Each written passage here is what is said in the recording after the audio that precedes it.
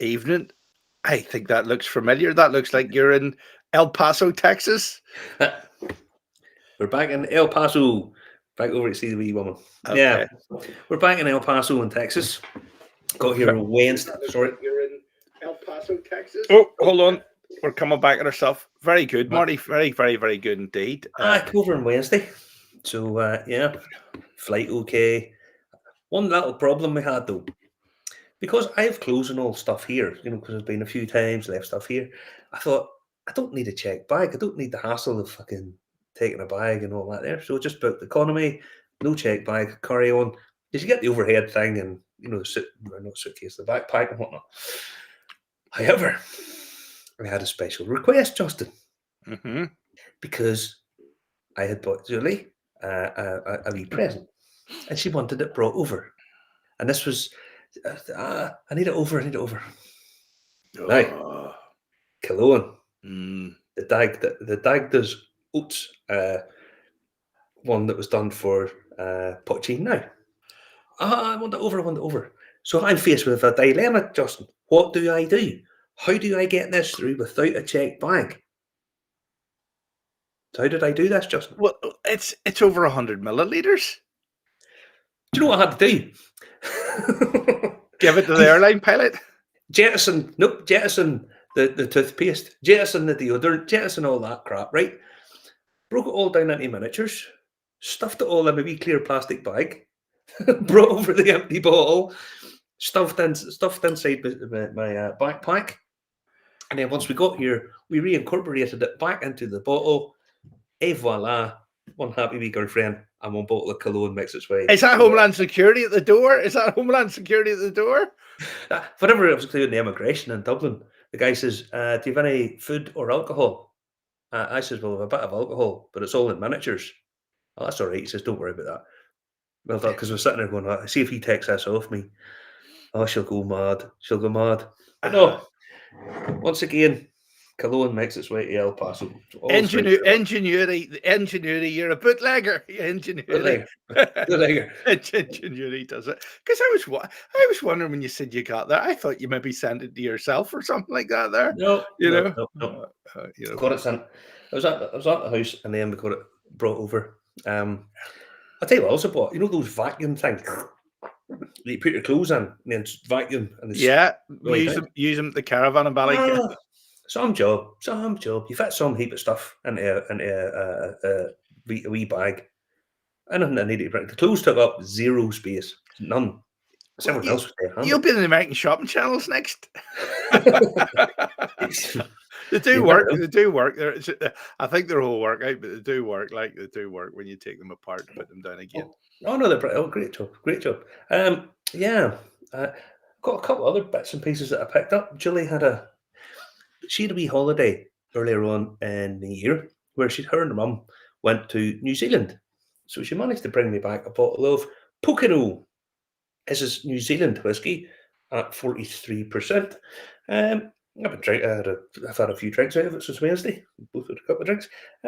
First fill bourbon and sherry cask. Quite tasty. It's dead on. New Zealand whiskey. Okay. And then I bought a couple other bits and bobs. Henry McKenna, 10-year-old. Yeah. Bottled and bond. This is limited. You're only allowed 2 per person in this. Okay. 1 per person.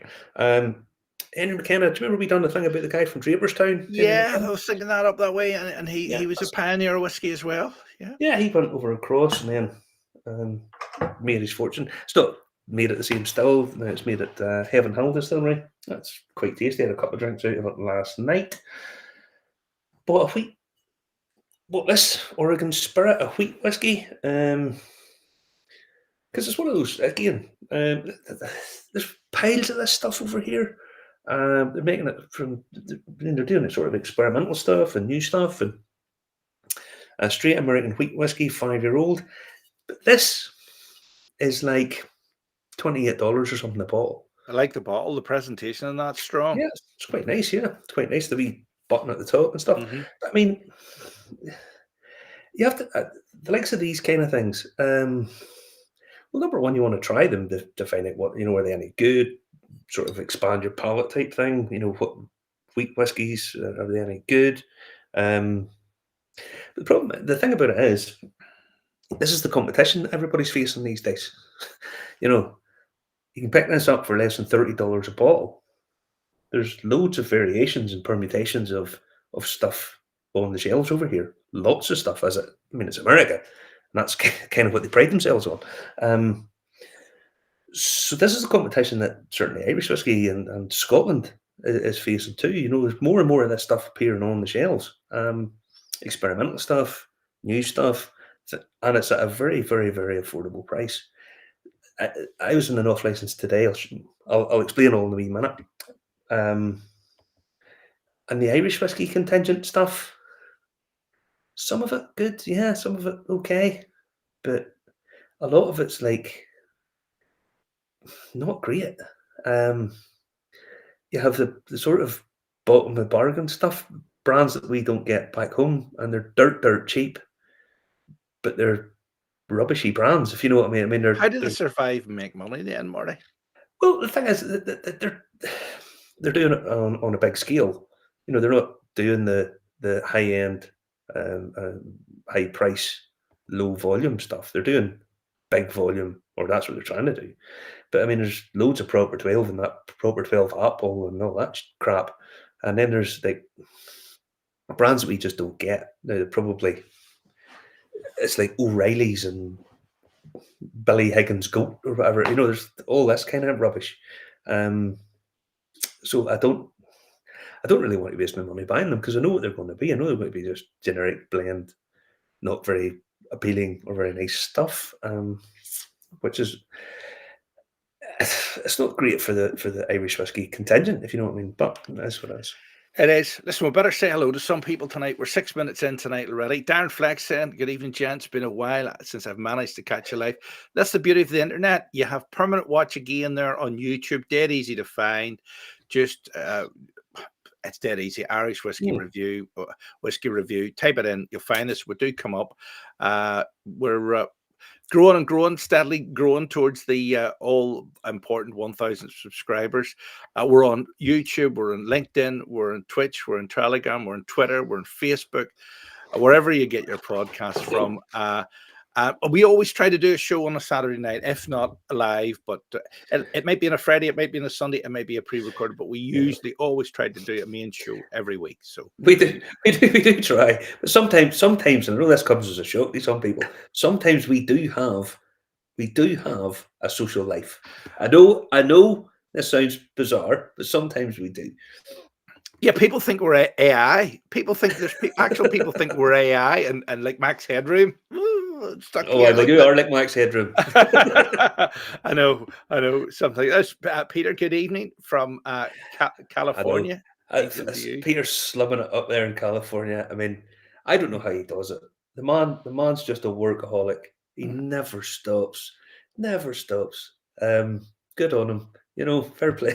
Fair play to him. Happy New Year. Oh, aye. I'll get to that in a wee minute. I was talking to Peter. But yeah.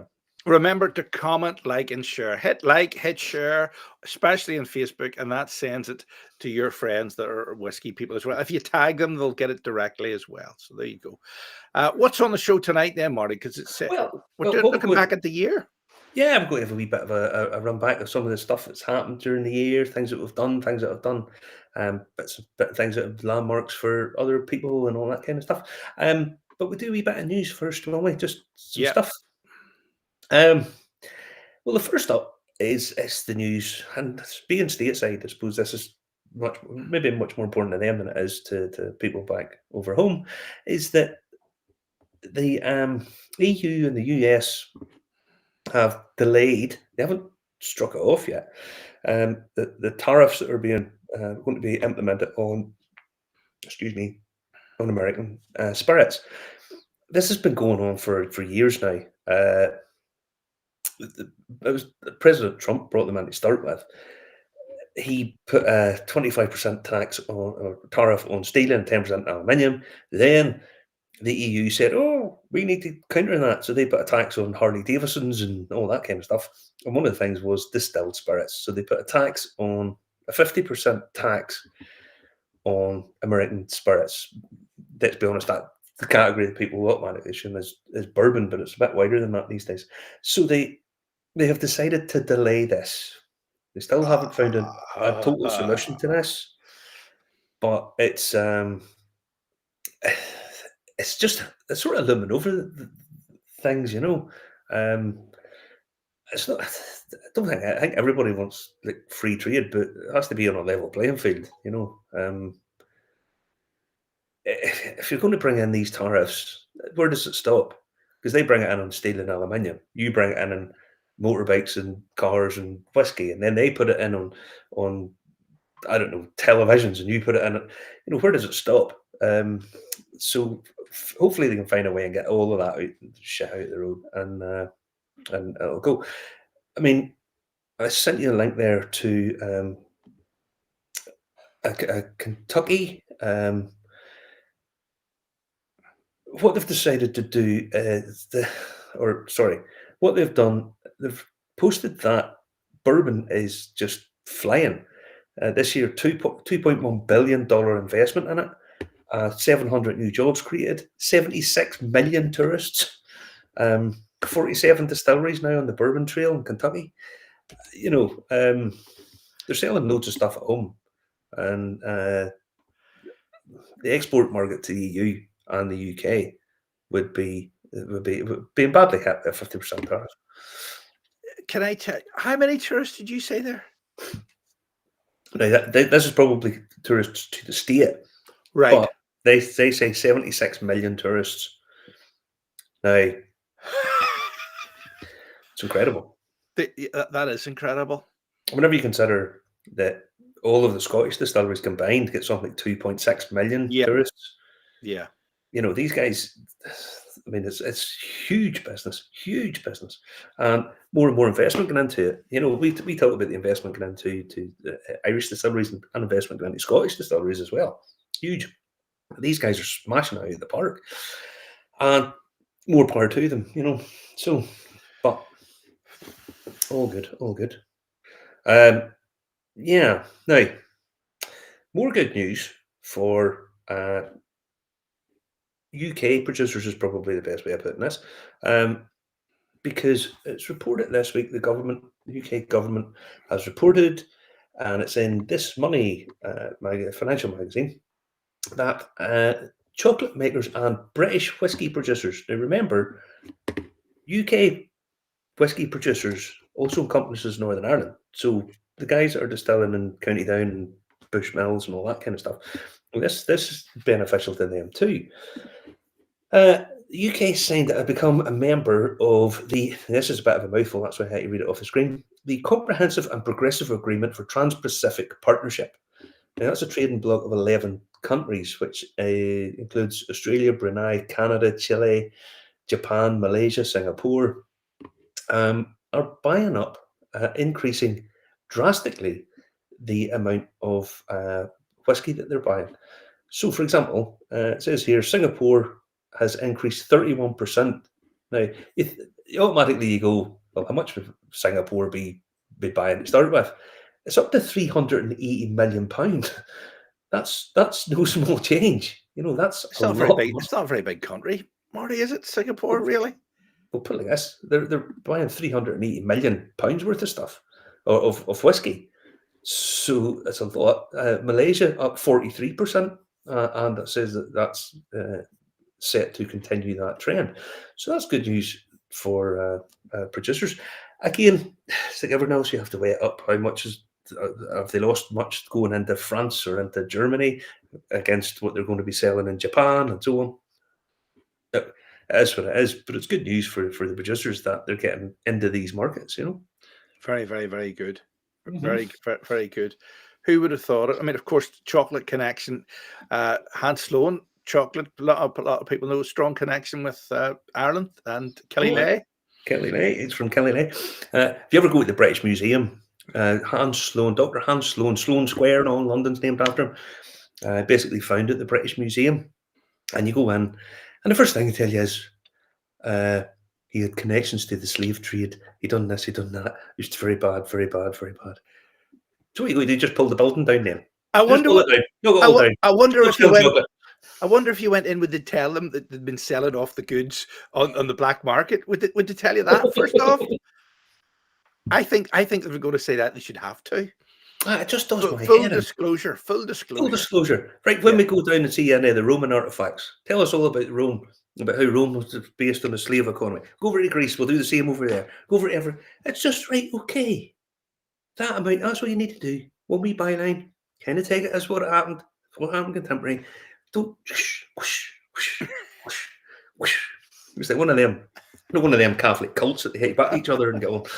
Anyway, there's my head on. Anyway, that's what it is. But right, next up. Let me see.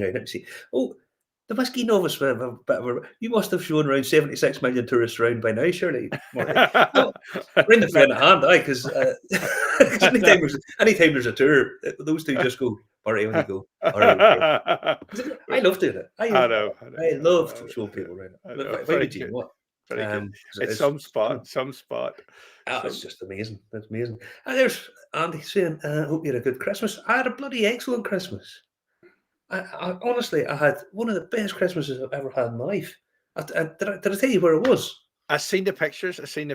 Yeah. I went down into my mate Stanley in the Ghost Sun. And I didn't get my Christmas dinner till way late because we were working on Stanley time. It was supposed to be at 5 o'clock. Didn't happen about 7. But later on that evening, we all had a few drinks, a couple of bottle kills we done. And then we set the tables up. We were playing table tennis in the middle of the restaurant. No, that was a great night. Thanks very much. I had an absolute blast. So it was super. It looked good. I had mine late too because we were on the radio, and then I was at my sister's in the evening, and then I was that tired. I was in my bed at 10:30. Now, next up, you go to do the Boan one. Is that the one you want to do? We could do Boan. Oh, sorry, it was the other link. Do the Boan one first. No problem. It's neither here nor there.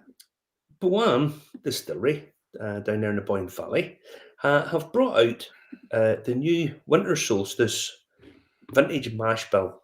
Now, for anyone who isn't aware, Boan done a huge amount of work with the fabulous Fionnán O'Connor recreating the old vintage mash bills from decades, centuries ago even, taking them what they were, doing them up again as pot still whiskies.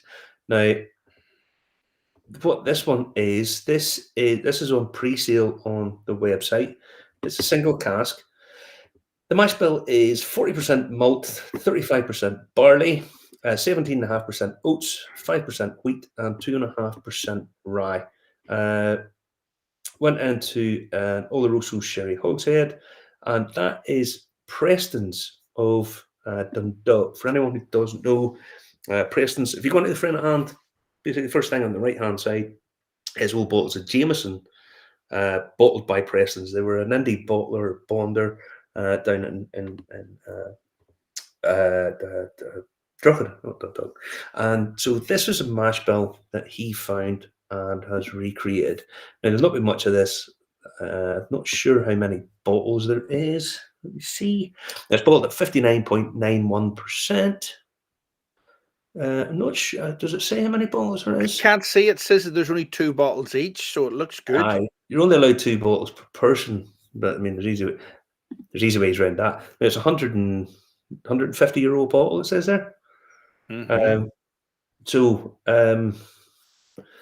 It's quite expensive. It really is. But I mean, I think those vintage mash bill recreations and stuff, I love that. I think that's beautiful looking. But the only problem is I don't understand why they've released it as part of this solstice range stuff that they do. Because this is now like a sort of biannual release, or the twice a year release. And the last one they released wasn't the summer solstice one, wasn't a vintage mash bill one. So I'm not 100% sure. Maybe these are special bottlings that they're going to be releasing every twice a year. But I would imagine that's a nice one to get.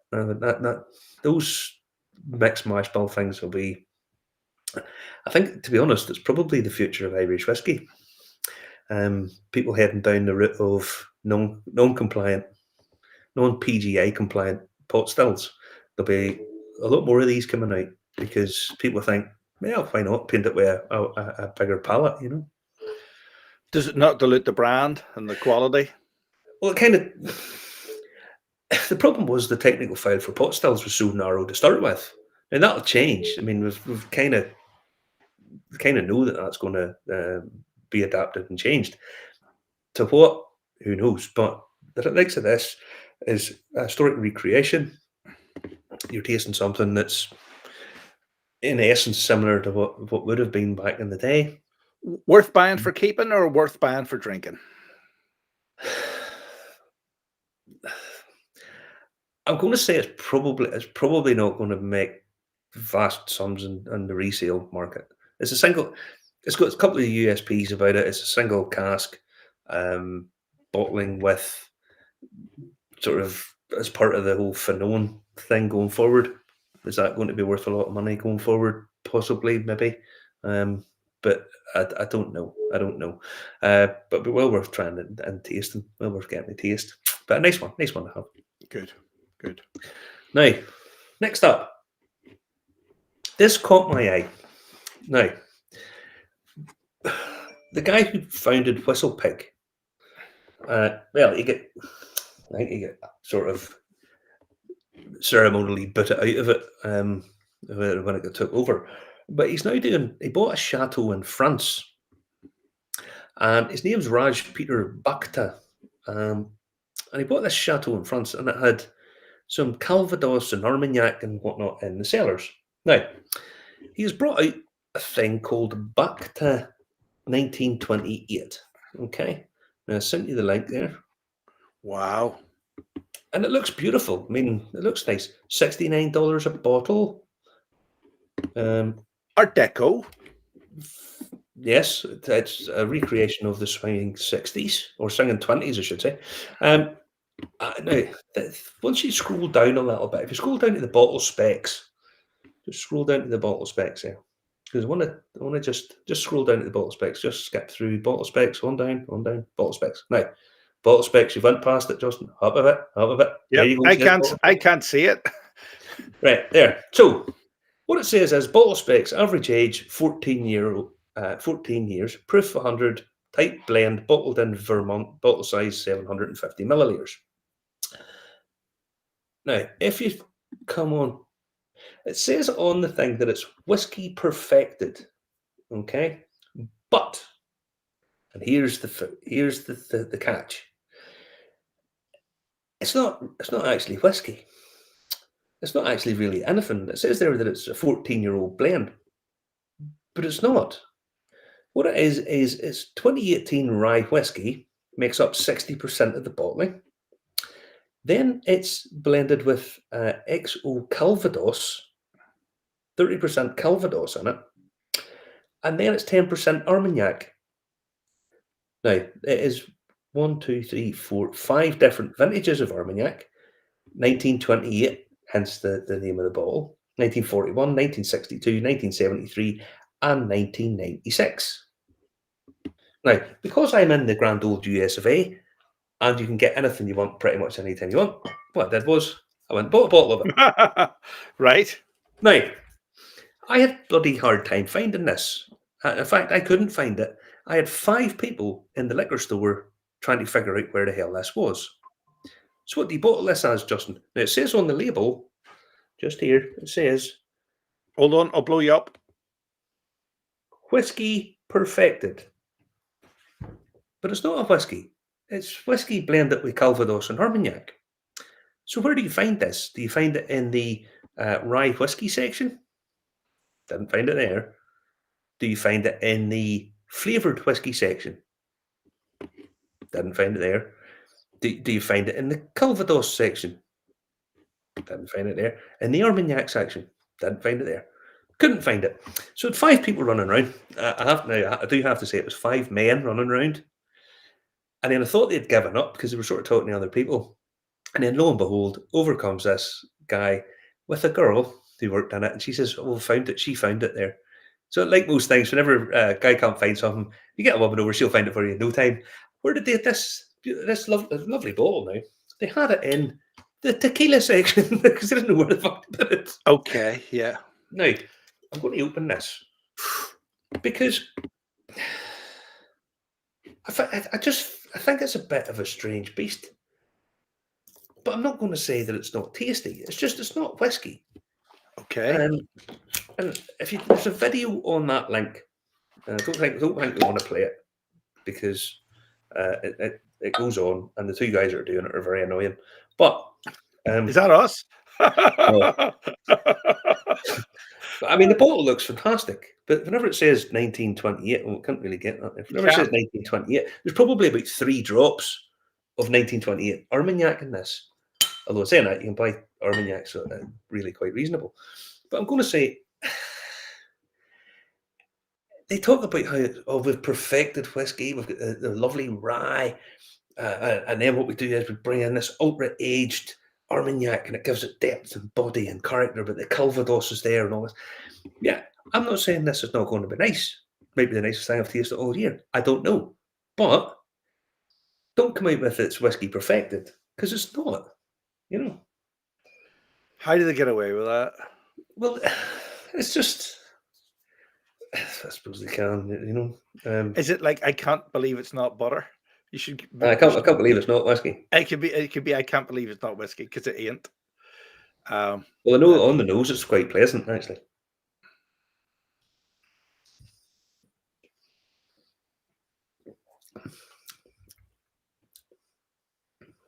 I tell you what, that's tasty stuff. That's really nice. Really nice. Okay. But it's not whiskey. Yeah, that's really quite pleasant. And for $69, you can't really go far wrong with that, to be honest. It's definitely not a whiskey. An aperitif. Yeah, I don't think you're drinking an awful lot of it, but it's not particularly sweet.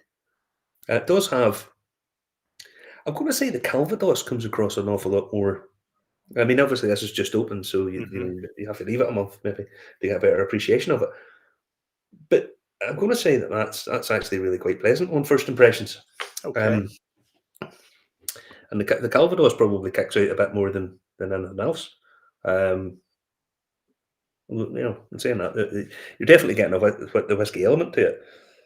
Okay, you live and learn. We've been trying an awful lot of new things, really, that sort of do stack up.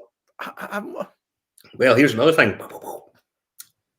I was talking to Peter, and Peter says, "Do you know what I had last night?" You bear in mind, he's at a very nice house, very nice part of California, beautiful, beautiful scenery. And he turns around and says, "I was drinking peanut whiskey." I said, "Oh, for fuck's sake." You know, he's drinking peanut whiskey. However, I went one better than him, Justin, because while I was away buying this bizarre stuff, which is quite pleasant actually, I couldn't not buy this, Justin. Couldn't not. Oh, bless my soul, what's wrong with me? Hey, this is not only peanut butter, it's peanut butter, banana, and bacon flavour. So it's it'll be awful. I know it'll be terrible, but this is like $25 a bottle or $30 a bottle or something. I mean, That's madness. it's mad. El Paso, by the way, has a bit of a connection with Elvis. He played here 3 times, and he also recorded an album in El Paso. Didn't know that. There you Live what about monkey shoulder? Monkey shoulder whiskey. Have you heard of it? Somebody got it for Christmas. Well, Monkey Shoulder's all right. It's a blend, and it's easily available, but it's very, very drinkable whiskey. Okay. You know? Right. I think they've a couple of different types of Monkey Shoulder right now, I think, if memory serves. But yeah, Monkey Shoulder's handy enough wee whiskey, right? Good. We're about halfway through the show tonight. We've still got one very unusual story to come tonight. I know. A very, very unusual story to come. The girl with the clipboards. Oh, yes. The girl with the clipboards made another balls up this week because Proximo, multinational company who own Bushmills, posted on their X page or Twitter, whatever you want to call it these days. They posted that if you pay a visit to Belfast Distillery or the Bushmills Distillery, just up the road there, up beside Dunluce Castle and up beside the Giant's Causeway, only an hour away. You can drive down and go to the Belfast Wheel. Now, I think I've only seen it the once. It was only there for a couple of years. it wasn't even there for a couple of years, I don't think. I think it was there for about 18 months. It hasn't been there for about 10 years. Okay, there it is, if you remember it. The social media account belonging to Bushmills Whisky ridiculed after Belfast Wheel post blunder. Yes, surprise, surprise, but the Belfast Telegraph reporting that somebody in the PR department may have got something wrong. What a shocker. Are you trying to insinuate that someone who controls the Bushmills US page hasn't a clue what they're talking about? I am flabbered, and my gast is flabbered at this revelation. But yeah, I know. it's just pathetic, you know. This is a big corporation, and this is part of our problem with Bushmills. I think everybody's of the same opinion. I just wish somebody that loved it took it over, because at the minute, I don't think there's any whiskey aged whiskey in Ireland that touches Bushmills when it's done right. The spirit is superb, quality of it's superb, loads of stuff going for it. And then, of course, they just keep making cock up after cock up. And that's just the way of the world. They just keep doing this. And it's like, oh, come on, guys, you can do better than that. Somebody put a bit of love into it, you know? Whatever happened to that wheel? There was talk it was going to go down the Maritime Mile, but it never went there, did it? Yeah. You know what they could do? Stick it down at the stick it down at the Dry Dock. Peter down at the Dry Dock. There's plenty of room down there. Stick it down there. Peter will take it. Yeah. I think. I get it up and running down at the Dry Dock. Yeah, no problem. That'll be a strange thing. Imagine go down into the Dry Dock, to go into the wheel, to go up over the top. At the top, yeah, it would be a bit tall maybe for down there in the plains at the city airport. But there you go. Very, very good. I couldn't believe that story when I seen it. There you go. But it just is. It's just sort of typical Bushmills, making a cock up after cock up, you know. Anyway, that's what it is. Tis what it is. But that's the end of the news for this week. Good. We're halfway through the show. Remember to comment, like, and share. Yeah. And tell all your friends about it as well. That's the way. If you like it, remember you can buy us a coffee at Buy Us a Coffee, and we can even buy merchandise now. Marty, I've been working hard. You can buy us a coffee if you want to buy us a coffee, or you can buy a mug. I'm surprised you didn't bring the mug over to Julie. She probably wanted the mug. You can buy mugs here as well. Look at that there. Buy a mug. They're actually pretty good. They're good mugs, like, aren't they? Oh, terrific.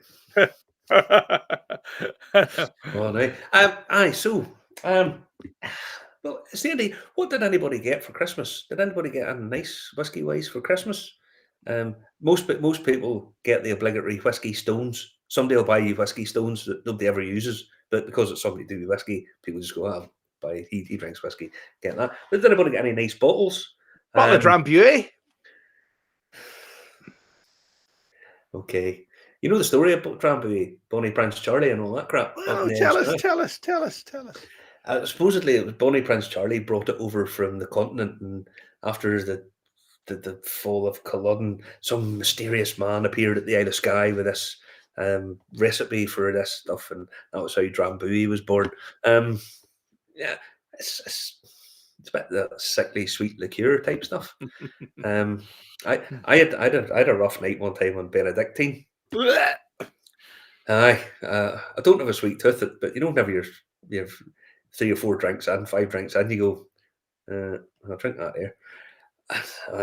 Then I woke up the next morning, there was a Rottweiler licking my face, which is never a good sign, because I hadn't got to bed. I was just sitting at the bottom of this other, we were in a B&B, and me and these 2 other guys just got absolutely rattersed. So I woke up, and the girl that owned the B&B, Rottweiler, came in, and I hadn't got to bed. I was just lying at the bottom of the other guy's bed, and I come in, this dog was licking my face. The owner had let me in, the big thing in, massive. You waking up ready to call back with a Rottweiler, you know. But it was well mannered back then. But yeah, and that was my night on Benedictine. TJ says he got a bottle of Jack Ryan 12-year-old. I've never had that. Is it good? Is it? Yeah. Jack Ryan, is that named after the spy Jack Ryan, or is that another Jack Ryan? What's that? Oh, I think it must be named after somebody. I don't know. I don't know much about it. Oh yeah, darn. A bottle of Leo Vilbarton. Green spot. That's quite a nice one. That's a nice one to get. Oh, let me Um, say, let's see that down flag. Yeah. Wifey just got me. Oh, I love green spot. Very nice. Very yeah, nice. Yeah. that's a nice one. That's a nice one. Yeah. I know. There's a couple of guys. I know Declan got a couple of nice bottles. His wife was very good to him whenever she went to the friend of Anne, because she bought him something nice while he was there. But yeah, a Craigallachie 13-year-old Armagnac cast finish, Macaloni's Caledonian cast something. Invermally red wine barrique. Very nice. Mhm. Not nice ones. But according to Ray, it's a movie. What's a movie? Jack Ryan movie. He's a spy. He's a Ah, spy. right. All right. He is a Okay. spy, but it is a movie. He's a spy movie. I don't know. I missed the darts today, by the way. I was too busy working hard to get this show put together. Actually, the main bulk of it was I had to go drive all the way over to a place called Zaragoza to pick up that bottle and stuff there. So yeah, All right. but so I never even got to watch the darts. So I don't know about movies. I don't know anything about but I don't watch movies. Darts and only Phil's courses. That's it. Mm. There you go. Once you know of us. Sorry, I was off ordering my own. But here, listen, you have to tell me about these things so as I can order them in case they run out of stock. Because we tell them on the show and then they go, and that's it. But to be fair, there's probably I don't know. It's sort of low key for was a sort of high profile project. It's kind of a low key Uh-huh. release of it. I mean, I'd be singing, I'd be shouting them off the top of the rooftops. Ooh, But yeah, there's an interesting. It's whiskey, but it's a book. Got a copy of Distillers of Great Britain and Ireland: Journey Through the Heartlands of Whiskey, 1922 to 1929. is that the Alfred Bernard? No, it couldn't be Is that like 22 to 22 a to republished of it? ooh, Hmm. I'll have to look that one up. Aye. 20% off Master of Malt still on. Is the available in NI? I assume so. Best go on and check. I'm not in NI, so I wouldn't know. I'm in sunny Texas here. No, I rub it had to get in. sun cream on there the other day, so I'm not really all that bothered, you know. Rub it in. Rub it in. It's Rub it in. miserable here. It's I it's know. like it's like the floods coming here. The rain never stops. Aye. Murray, I've been trying to watch Highlander. Mm. What do you mean trying? It's the William, William, show William. ever, ever. It's the best film ever made. I hope that the water level in that loch you live beside goes up. If you're watching Highlander, it's an intolerable show. Don't even try. Oh, I got a pair of socks from a friend of ours over here, Ruth. I'm actually wearing them, and I'll just You'll take never this. take them off. If they're Highlander socks, No, you'll no, they're never not. talk. They're not Highlander socks. Ruth's a good girl, and she kind of gets me right. So she bought me a pair of socks, which we're around the house, and you know, whenever someone says something, Mhm. and you go, well, I can now do it in sock form. You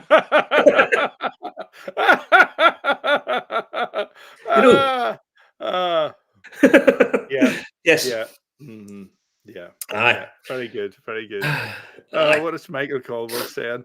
Even shots better. Okay. Mrs. got Port Charlotte 10, yes. I'm not as keen on that. For some reason, I don't particularly like Port Charlotte. I know. I mean, most people absolutely rave about it, but it just doesn't. I don't know. Just didn't work for me. But It's silly prices quoted for postage from the Republic of Ireland. So by the way, the postage is normally pretty good.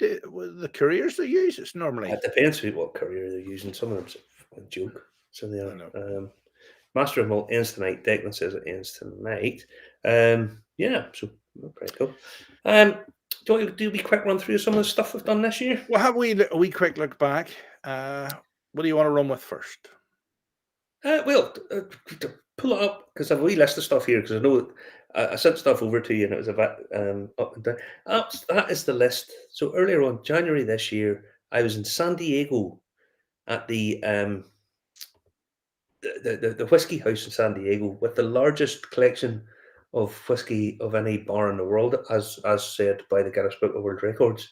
I mean, you can see on that's page 64 of the drink manual. There's 84 pages of whiskies to order, and they have all of them in stock because they buy cases of the stuff. It's not just one bottle, and the thing's not kettle up, you eat it. They have 84 pages. The place is just unbelievable. Unbelievable. Mhm. If you ever get a chance, if you're ever anywhere near San Diego, pop your head down into it. And honestly, you just walk around, floor to ceiling. They have bottles of Irish whiskies that are hard to find in Ireland. They have it there. They have Indian whiskies, South American whiskies, Canadian, Japanese, Taiwan, everywhere you could think of, and loads of just unreal, Is that unreal. heading on for a year ago that you were there? Mm-hmm. Nearly a Wow. year ago. Wow. And we done the interview with Mark, the guy that owns it, and it just what a story, what a place. If you find yourself anywhere near San Diego, do the effort and go to it because it's just unbelievable, amazing place. Very good. Very good. Was this inside it? I think it was. Was it? Yeah, I think that's inside think it. it might be inside. Yeah, I mean, all the collections of Waterfords. Honestly, it's just an amazing collection of stuff. As I say, incredible stuff and quite affordable. I mean, obviously you're in San Diego, you're in California, you're in a city, all that kind of stuff. So you have all them factors taken, but reasonable enough. Yeah, well worth paying a trip to if you can get there. And we also had this earlier on in the year, funny boxes. Aye, this was a strange one. As I say, that we're going through kind of stuff that happened or things. Middleton moved away to become environmentally friendly. They moved away from wood and then went to cardboard egg boxes. This was to keep Greta Thunberg happy, to stop her coming around and whining at them because it's better for the environment. I just think it's just shit. It's just rubbish. Aye. The thing was, what's really sort of got to me, they've stopped doing this and they've come out with all these, it's 24% better for Greta Thunberg and 27% better for CO2 and whatever it is, right? But then they released a super premium one, the Ferret one, which comes in a wooden box. So they've moved away from wooden boxes, don't want wooden boxes, don't want to kill polar bears and all that. But now we've released another one in a wooden box. But the only thing is that's $5,000, by the way. So it's just like, I don't get it. I don't get it. But for a premium product, I just think it's a bit rubbish, Madness. I'll have a wee look and see what is next. And I think we made a trip, one of 2 or 3 trips to Scotland, but we did manage to get to a place which realistically, in terms of whiskey, should be, well, Diageo should pull out the stops and just buy it and do it all up, shouldn't they, really? Oh, yes.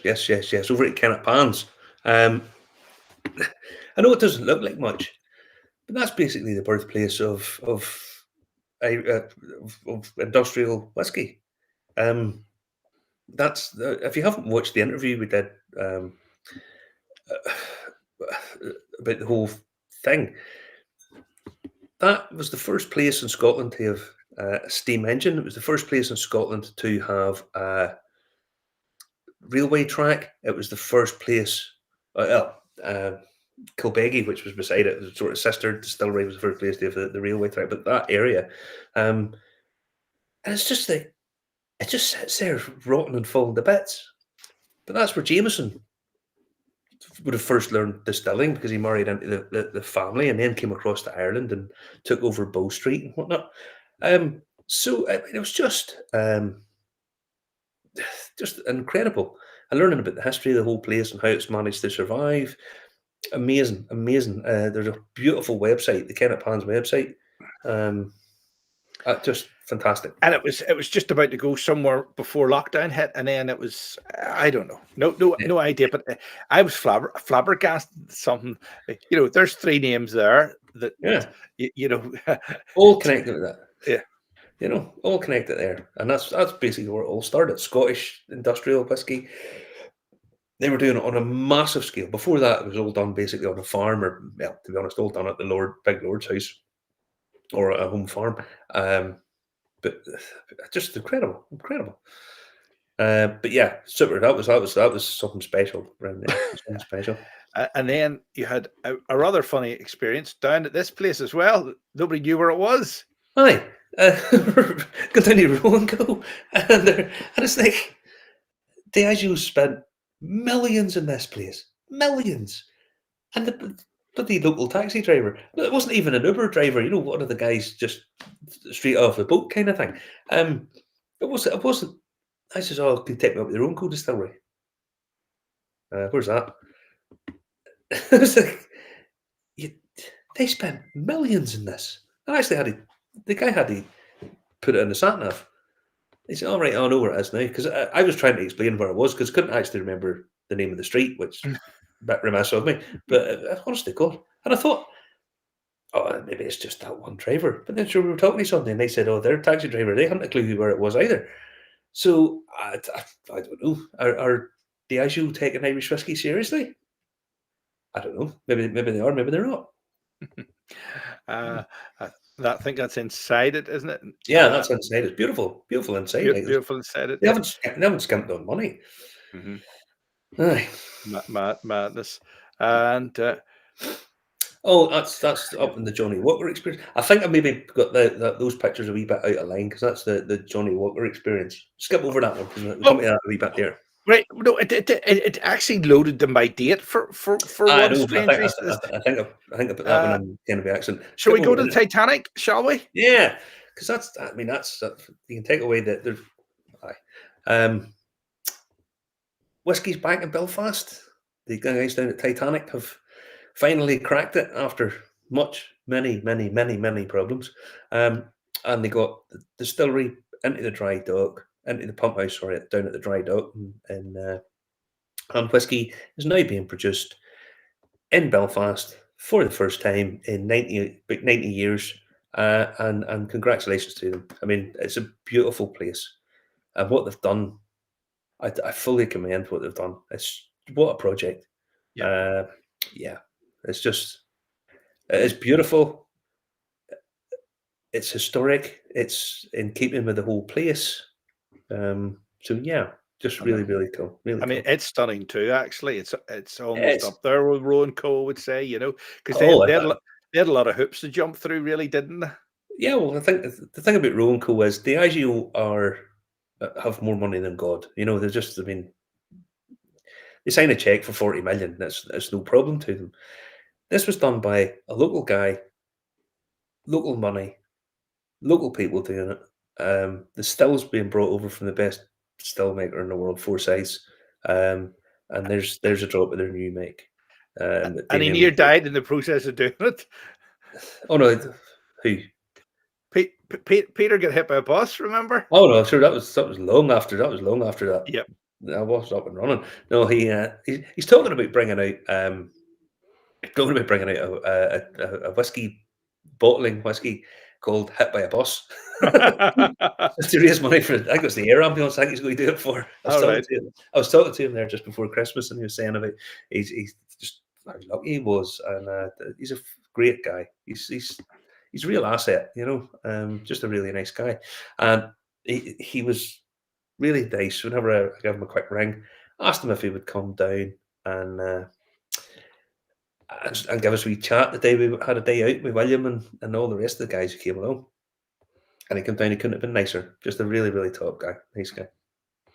Okay. Well, we're head next, not to Johnny Walker then. No. No, just skip over the Johnny Walker picture. Where are we at now? Where's the next picture? The next picture is one of these. Oh, right. That looks really nice. That's a nice bottle to have. Very old Irish whiskey, bonded in 1916, produce of Ireland, by M. McGlee at Donegal Street, Belfast. Beautiful. From the Dublin Whiskey Distillery. Lovely thing to have. Skip across to the next one, Justin, because this is beautiful. Almost pure Irish. Oh, that's a crack one. Down at the Nuns Island Distillery. That's maybe one of a kind. Skip over to the next one, Justin. Cassidy's in Munster, that's a cracking bottle to have. That's a multi-thousand. Those whiskies should be in a museum. They should be in a museum for people to come and appreciate. In fact, that's where they are. They are in, skip on. Those are the stuffed owls that stare at you when you're having a piss. It's in the Irish Whiskey Museum in Dublin. The fucking worst thing ever in history. It is awful. Awful. It's just crap on an epic scale. They have 3 nice bottles of whiskey in it. They have all these wee miniatures of scotch. They give you this shitty whiskey at the taste. It's just bloody awful. It's, honest to God, just crap. Is it that one? It is that one. It is. Look at it. That's what they give you at the tasting. Sham Rose, Italian fake Jameson. Do you know what I mean? They can't even be bothered to pay the full whack and get even proper Jameson. It's just awful. Awful. Okay. Aye. Honest to God, the whole thing's crap. They've 3 nice bottles of whiskey. It just baffles me. And people will go in there, they'll get round that dopey experience where you sit in with the coffin and all that shit. Just crap. Crap. So I went there. It hasn't got any better. So what's up next? What's next? It's a lovely place. It's very expensive and a lot nicer. It is Iceland. Oh, went to Iceland where stuff's just horrendously expensive. Holy fuck is that, dear? Yeah, the local Flucky whiskey and a wee bottle of beer, £27.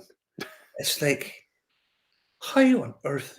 I mean, how could you be a semi-functioning alcoholic there and have a nice time? You have to make your own. Honestly, I would just buy a wee still and just make my own.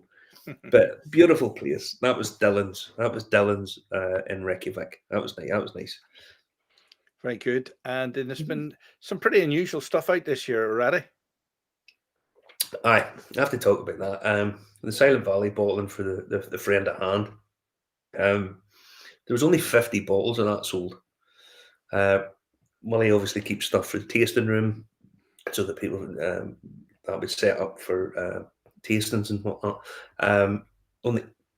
Only has 100 bottles of it. It says 108, but some of it was broke down to miniatures. So the miniature there. The first few guys that bought bottles got a free miniature, and that wasn't publicised. But there was a couple of guys found out about it, and well, they drove a long way to come and get them. That just a fantastic thing to have. Nice whiskey. The whiskey in and of itself was really nice, but in terms of having a collectible, I mean, those are the things that really, really matter. Over to the Hinch. We have another whiskey in Northern Ireland, in County Down. The Hinch had its bar mitzvah, come of age, and I have to say, I was really pleased. I was really sort of privileged and pleased that they did basically just a box of miniatures, and they drew it from the cask, or one of the casks that were distilled the very first day that they'd done the distillation. I don't think it was cask number 1 now. That would be a bit of a special thing, but it was from one of the first casks distilled, put it into miniatures, and the people who were there to attend got one each. And I have to say, as a brand new young whiskey, bloody tasty stuff, new make, very nice, very tasty, super. And that was a bit of new make and a bit of the 3-year-old. And as things going forward, I have to say that it's whiskey's looking good for Hinch now. I have to say the whiskey's looking bloody good for them. Good on them. Yeah, it came of age this year. I was lucky enough to get up a wee run. So very busy year. 2024 might shape up to be just as busy a year. Yes. Well, we'll see. I'm planning on going on a Texas road trip in the new year. That's what we're going to do. Probably not do too many distilleries because Texas is fucking huge. And to get people to understand just how big it is, from the top to the bottom, is the same distance as Belfast to Madrid. A lot of driving involved, but I can't wait. Another news story, we have Bushmills. They've released their oldest bottle to date, a 44-year-old for Dubai International Airport. one of which is safely tucked away in the friend at hand. Well, they got one brought it over. Also, I have to say, Bushmills opened the new Causeway Distillery. I got a run down there. Me and Jim, the whiskey novice, went down there. Nice day out it was. Nice distillery. It's very well lit, is what I would say. But then, new distilleries being built have to have, how would you put this? They have to meet very sort of stringent spec, and they are factories, and they are built by economics, essentially. Is how they're built. So sometimes you have to sort of dress them up, but they are essentially a factory. Old ancient distilleries that sort of predate the the bags of peanuts that say may contain nuts, Yeah. all that kind of crap. Then that's a slightly different thing. They have a totally different charm than new distilleries are going to have. It's just impossible to make a distillery today that would have the charm of something like a Lagavulin distillery. It's just you couldn't do it. It's impossible. It wouldn't allow you. They wouldn't allow you. So what they've done is they built this lovely distillery. All mod cones, looks really nice, but it's very well read. It's like purple lighting and stuff all over it. But yeah, it's nice. So good on them. Well, what's the next one? What's the next one we have? We here? have these lovely people. Are wonderful people. Truly wonderful people. James and Moira Doherty Down at Slave League. Their whiskey came of age this year, and I have to say, in terms of presentation, that is hard to beat. It is absolutely beautiful. Beautiful thing. However, one of those was delivered to the friend at hand. And it sits, and whenever we brought it in, I brought it out, showed it to Jim. Jim was like, that's stunning looking thing. He says that has to have top row. Let everybody see that because it's gorgeous. Look at it. However, it's a wooden cask, and the fill level is going down at a rate of knots. You're taking a nip every day. You're taking a nip every day. No, it's going down at a rate of knots. What I would say is, one of these was sold. Exactly, Jim. One of those was sold at auction. About 3 weeks after it was released. Now, it was €300 a bottle when it came out. And I always say the same thing. First release bottles, sell them for whatever the hell you want, because they're all collector's items anyway. But someone bought one for €1,800.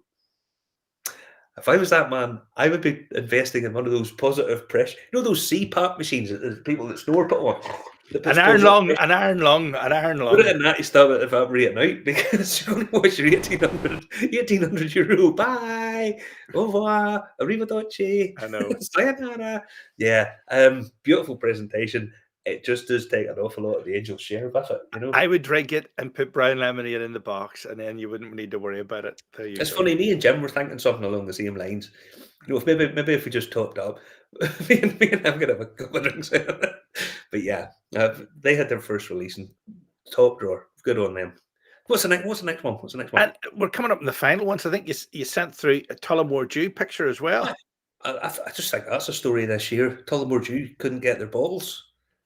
When a company the size of Grant's can't get their bottles and had to change the sort of iconic Tullamore Dew bottles into those, that's kind of telling you that there's major issues in supply lines and stuff. But yeah, that's a bit of a story.